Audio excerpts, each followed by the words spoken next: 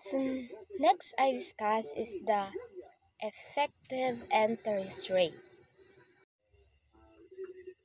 So what is effective interest rate?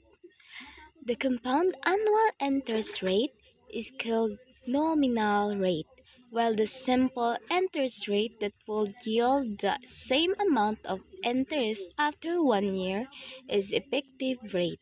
If a bank offers a saving account that pays 3% compounded monthly and yielding 3.04%, the nominal interest rate is 3% and the effective rate is 3.04%. Example for effective interest rate. A bank offers 4% compounded quarterly. What is the effective rate? We have solution. We will calculate the compound amount of a certain principal in 1 year with an interest rate of 4% compounded quarterly. As shown, P equals 100, R equals 0.04 kay 4% man siya, then N equals 4, and T equals 1. So we have the formula first. We have P 1 plus R divided N close and open parenthesis na siya, then NT. Then next is A equals 100. So we have 1 plus 0.04, then divide 4. Then we have 4 here because ato ang N is 4. Then ang ato ang T is 1. So, parehas siya gyapon atong inflation pag ano siya, pero in effective interest rate siya. So, next is E equals 100.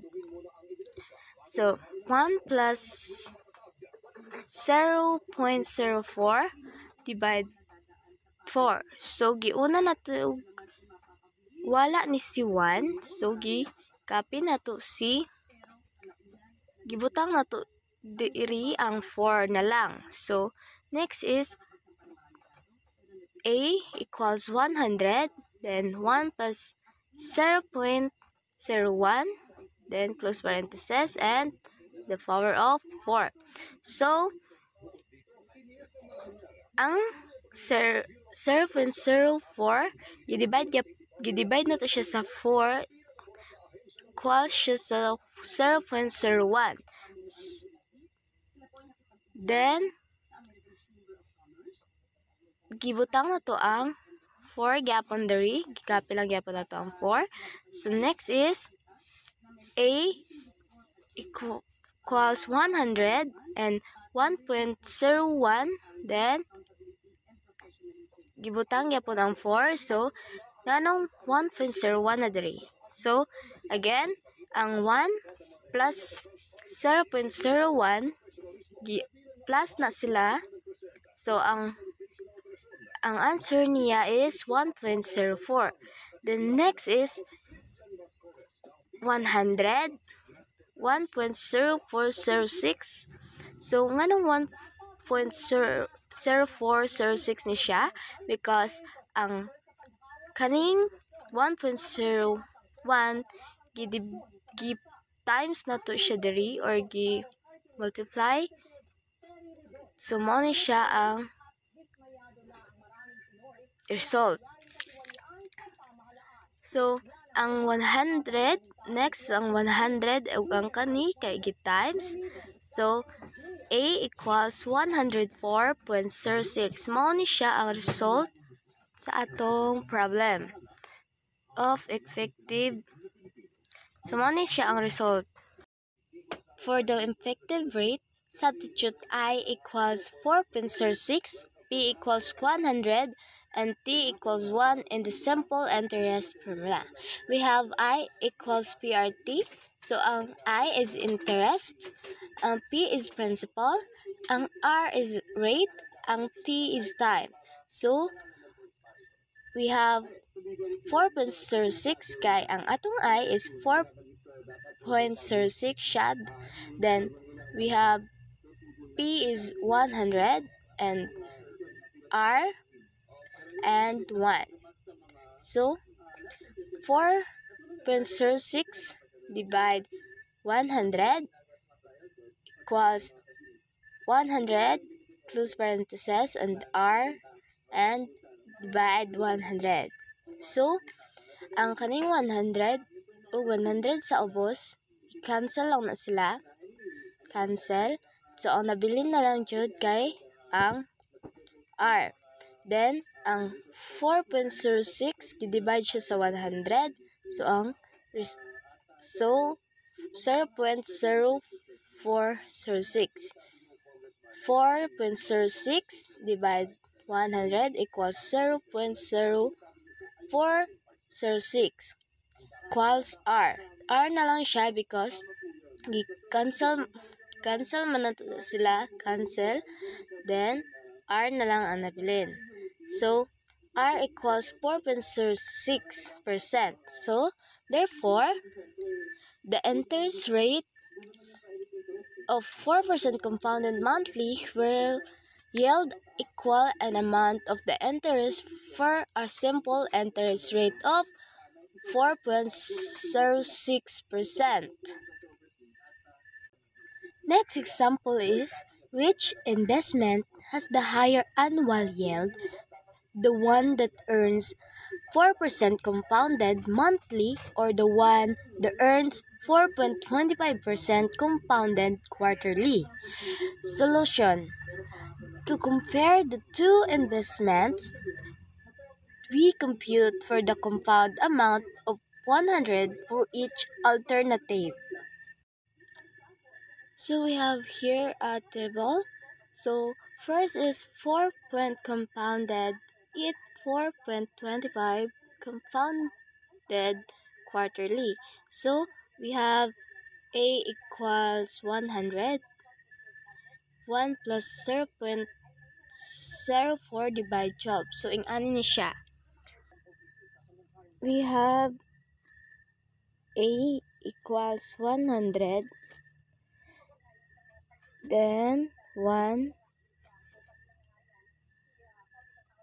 plus 0.04 divide 12. We have 12, 1. So, ang 1 plus 0.04, 12, then 1, gi-add ni sila tanan or gi-times ni sila tanan. Gi-calculate ni sila tanan. Equals na siya sa 100. So, ito yapon na i-copy. Equals 1.0407. So, mo ni siya. Kani sila, gi-calculate lang ni sila. Then, mo ni ang 1.0407 ang answer. So, ang 100 o ang 1.0407 gi-times na sila. So, ang answer na to diri is 104.07.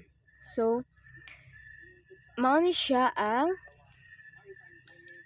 4% compounded, it 4.25% compounded quarterly.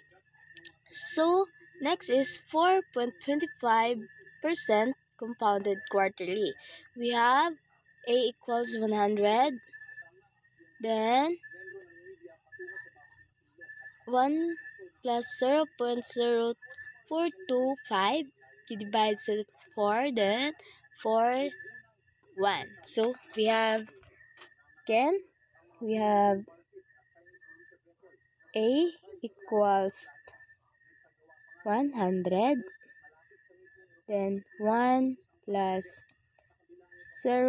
0.0425 divide siya sa 4, then close yapon na siya, close na to na sila.